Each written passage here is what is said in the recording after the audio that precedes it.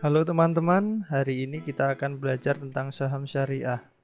Saham syariah adalah saham yang perusahaannya mengikuti prinsip syariah. Ada dua jenis saham syariah yang diakui di pasar modal Indonesia.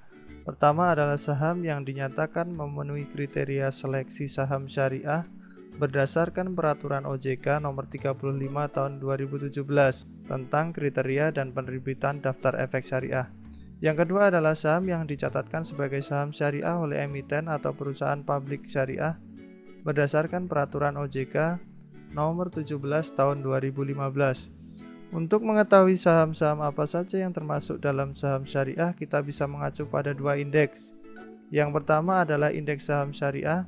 Saham-saham yang masuk dalam ISSI telah direview oleh OJK 2 kali dalam setahun, yaitu pada bulan Mei dan November.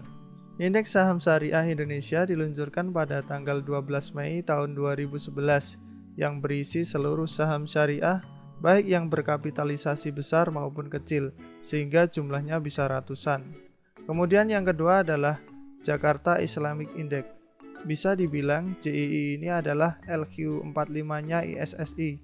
Jadi Jakarta Islamic Index ini hanya berisi 30 saham unggulan dari indeks saham syariah Indonesia. Unggulan di sini maksudnya memiliki kapitalisasi dan rata-rata transaksi harian yang tinggi. Jika teman-teman menggunakan BNI Sekuritas untuk bertransaksi saham, maka saham JII dan ISSI ini bisa dilihat di menu Stock Price Summary. Stock Price Summary ini bisa diperoleh dari menu Quote, kemudian Stock Price Summary. Kemudian untuk menampilkan indeks JII dan indeks ISSI, maka kita cari di All Indices. Kita gulir ke bawah. Ini adalah indeks JII. Indeks JII berisi 30 saham syariah. Kemudian untuk menampilkan indeks ISSI, maka kita tinggal scroll lagi ke bawah. Di bagian bawah ini ada indeks ISSI. Apa saja yang menjadi kriteria saham syariah? Emiten tidak melakukan kegiatan usaha sebagai berikut. Yang pertama, perjudian dan permainan yang tergolong judi.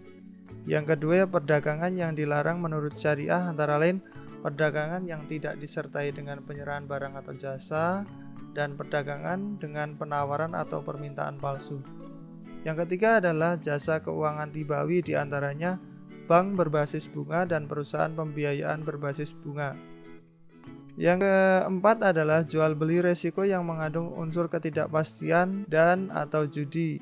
Yang kelima adalah emiten yang memproduksi, mendistribusikan, memperdagangkan, dan menyediakan barang atau jasa haram baik zatnya maupun bukan karena zatnya, barang atau jasa yang merusak moral, serta melakukan transaksi yang mengandung unsur suap. Seleksi berikutnya adalah seleksi berdasarkan rasio keuangan. Rasio yang pertama berdasarkan utang. Utang tidak boleh melebihi dari 45% dari total aset yang dimiliki sebuah emiten. Yang kedua berdasarkan pendapatan. Pendapatan bunga atau pendapatan yang tidak halal tidak boleh melebihi dari 10% dari total pendapatan.